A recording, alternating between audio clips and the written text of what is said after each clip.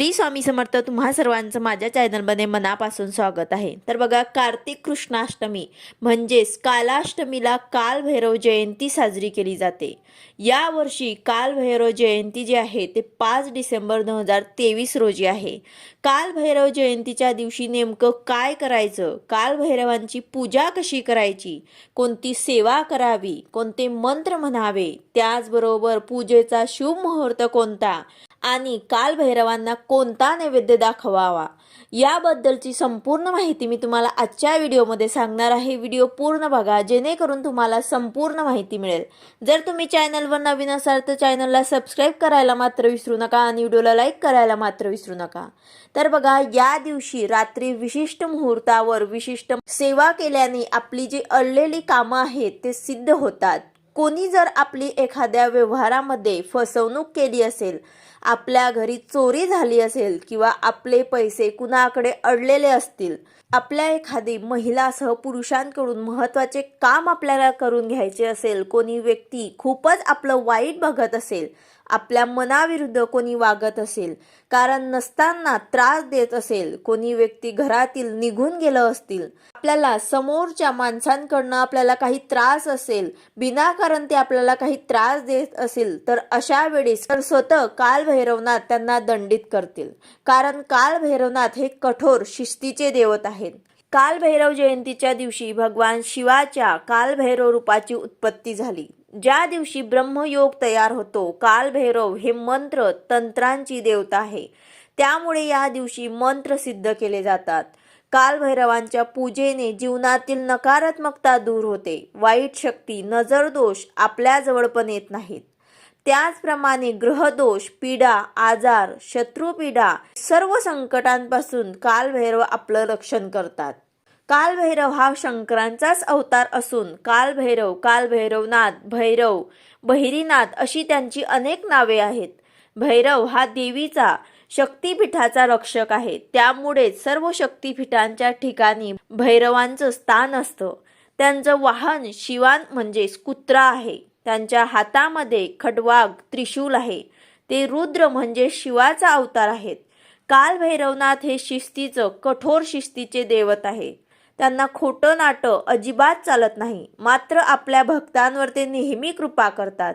तर यावर्षी कालभैरव जयंतीचा मुहूर्त काय आहे, तर 2023 साली कालभैरव जयंती 5 डिसेंबर रोजी आहे. तिथीचा प्रारंभ होतो 4 डिसेंबर 2023 रोजी संध्याकाळी 9:59 आणि तिथी समाप्ती होणार आहे 6 डिसेंबर 2023 रोजी दुपारी 12:34. तर या दरम्यान आपल्याला कालभैरवनाथांची पूजा, आरती, उपासना, सेवा अवश्य करायची आहे. आपण ती घरी देखील करू शकतात. पण जवळपास जर कुठे कालभैरवनाथांचे मंदिर असेल तर मंदिरात जाऊन आपल्याला ही सेवा करायची आहे. कालभैरवनाथांची जी मंत्र साधना केली जाते ते निश्चित काळात केली जाते, म्हणजेच दिवसांच्या 8व्या प्रहरात केली जाते. कालभैरव जयंतीच्या दिवशी आपल्याला सकाळी लवकर उठून स्नान वगैरे करून स्वच्छ वस्त्र परिधान करायचे आहे. आपल्या जवळपास कुठेही कालभैरवनाथांचे मंदिर असेल तर त्या ठिकाणी जाऊन दर्शन घ्यायचे आहे. मोहरीच्या तेलाचा आपल्याला तिथे दिवा लावायचा आहे. कालभैरवनाथांना आपल्याला एक नारळ आणि खडी साखर आपल्याला अर्पण करायचे आहे. त्याचबरोबर आपल्याला तिथे बसून कालभैरव अष्टकाचे 11 वेळा पठण करायचे आहे. 11 वेळा आपल्याला मंदिरात जिथे तुम्हाला जागा मिळेल तिथेच तुम्हाला कालभैरव अष्टकचं पठण करायचं आहे. जर तुम्हाला 11 वेळे जमले नाही तर एक वेळा, कमीत कमी एक वेळा मनापासनं अवश्य पठण करायचं आहे. यानंतर आपल्याला ओम कालभैरवाय नमः या मंत्राचा जप सुद्धा करायचा आहे. तसेच ओम नमः शिवाय या मंत्राचा जप सुद्धा आपल्याला करायचा आहे. त्यानंतर महामृत्युंजय मंत्राचा आपल्याला जप करायचा आहे. आता हे सर्व सेवा आपण घरी सुद्धा करू शकतात. पण कालभैरव अष्टक 11 वेळा आपल्याला मंदिरात शक्य असेल तर तिथेच तुम्हाला पठण करायचं आहे. या मंत्राचं शक्य होईल तितकं आपल्याला पठण करायचं आहे. या सर्व स्तोत्र आणि मंत्रांचे आपल्याला आवर्जून या दिवशी पठण करायचे आहे. कालाष्टमीला कालभैरवनाथांची सेवा करण्याचे अनेक महत्त्व आहेत. या दिवशी कालभैरवनाथांची पूजा केल्याने शनिदेवांची कृपा होते. राहूचा अशुभ प्रभाव कमी होतो, ग्रहदोष पीडा कमी होते आणि आपल्या घरामध्ये सुख शांती समाधान नांदते.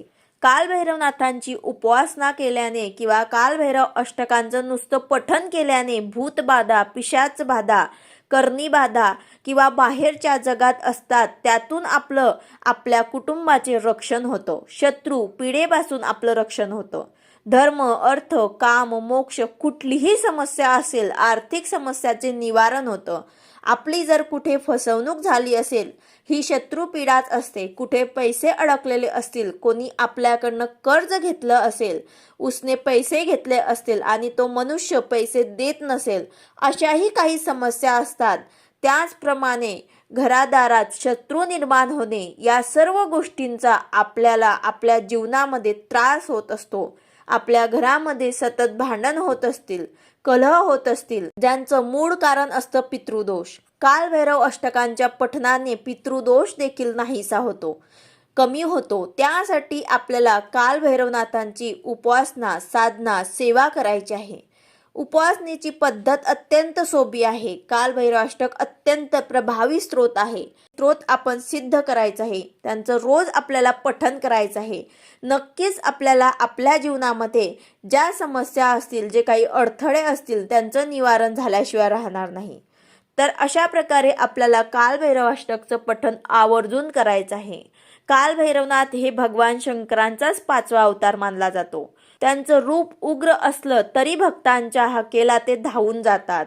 ते श्याम वर्णाचे असून त्यांना 4 हात आहेत. त्रिशूल, खडक, काफर आणि 4थ्या हातामध्ये ब्रह्मदेवांचे 5वे मस्तक त्यांनी धारण केले आहे. त्यांचे वाहन कुत्रा असून वेशभूषा भगवान शंकरासारखीच आहे. संपूर्ण अंगावर चिताभस्म लावलेले, कमरेभोवती व्याघ्रचरण म्हणजेच वाघाचं कातळं आणि गळ्यात रुडमाला धारण करणारे कालभैरव हे प्रथम दर्शनी कुणाच्याही मनात भीती उत्पन्न करतात आणि म्हणूनच त्यांची उपासना करणाऱ्याला शत्रुपीडीचे भय राहत नाही. नंतर कालभैरवनाथांना नैवेद्य कोणता दाखवायचा आहे, तर नैवेद्य आपल्याला बाजरीची भाकरी आणि वांग्यांची भाजी म्हणजेच आपण भडीत जे करतो ते आपल्याला, आणि त्यावर ते कांदा आणि लिंबाचे एक फोड. तर अशा प्रकारे आपल्याला हे नैवेद्य दाखवायचं आहे. तुम्ही बाजरीची भाकर 1 किंवा 2 घेऊन जा, त्यावर ते तुम्हाला भडीत घ्यायचं आहे, एक कांदा घ्यायचा आहे आणि लिंबाचं एक फोड घ्यायचं आहे. तर अशा प्रकारे तुम्हाला हा नैवेद्य कालभैरवनाथांना दाखवायचा आहे. त्याचबरोबर तुम्ही या दिवशी जिलेबी सुद्धा कालभैरवनाथांना दाखवू शकतात. हा सुद्धा नैवेद्य तुम्हाला जर दाखवायचा असेल तर तो सुद्धा तुम्ही कालभैरवनाथांना दाखवू शकतात. यानंतर जर तुमच्या घराजवळ कालभैरवनाथांचं मंदिर नसेल तर तुम्हाला हे सर्व सेवा जे आहे ते महादेवाच्या मंदिरात करायचे आहे. म्हणजेच महादेवाच्या मंदिरात तुम्हाला बसून कालभैरव अष्टकाचे 11 वेळा पठण करायचे आहे. कारण शंकरांचं अवतार जे आहे ते कालभैरव आहेत, म्हणून आपल्याला ही सर्व सेवा जी आहे ते शंकरांच्या मंदिरात सुद्धा केली तरी सुद्धा चालेल. त्याचबरोबर जे जिलेबीचा नैवेद्य आहे तो तुम्हाला तिथे सुद्धा दाखवला तरी सुद्धा चालेल. त्या प्रकारे तुम्हाला आवर्जून हा नैवेद्य जो आहे, जर तुम्हाला जमलं तर बाजरीची भाकर आणि भडीत हेच भैरवनाथांना दाखवा, आणि नाही जमले तर तुम्ही जिलेबी सुद्धा दाखवू शकतात. तर अशा प्रकारे तुम्हाला नैवेद्य सुद्धा दाखवायचा आहे, सेवा सुद्धा करायची आहे आणि तिथे एक नारळ आणि खडी साखर सुद्धा तुम्हाला तिथे अर्पण करायचं आहे. नारळ जे आहे ते तुम्हाला फोडायचं असेल तर तुम्ही वेगळं एक नारळ घेऊन ते फोडू शकतात, पण एक अख्खं नारळ जे आहे ते तुम्हाला कालभैरवनाथांना अर्पण करायचं आहे, त्यांना प्रार्थना करायची आहे. आणि तुमची जी काही समस्या असेल, तुमच्या घरामध्ये काही प्रॉब्लेम असेल, तुमची काही इच्छा असेल, तुम्हाला कोणाकडनं काही त्रास असेल, शत्रुबाधा, तुम्हाला कोणाकडनं काही पैसे जे आहे तुमचे अडलेले ते काढायचे असतील, तर हे सर्व तुम्ही कालभैरवनाथांना तिथे प्रार्थना करायची आहे आणि तिथेच बसून तुम्हाला 11 वेळा कालभैरव अष्टकाचे पठण करायचे आहे. अशी प्रभावी सेवा तुम्हाला या दिवशी करायला मात्र चुकायचं नाही आहे. व्हिडिओ आवडला असेल तर लाईक करा, शेअर करा, सबस्क्राईब करा. भेटूया अशाच नवीन व्हिडिओ सोबत. श्री स्वामी समर्थ.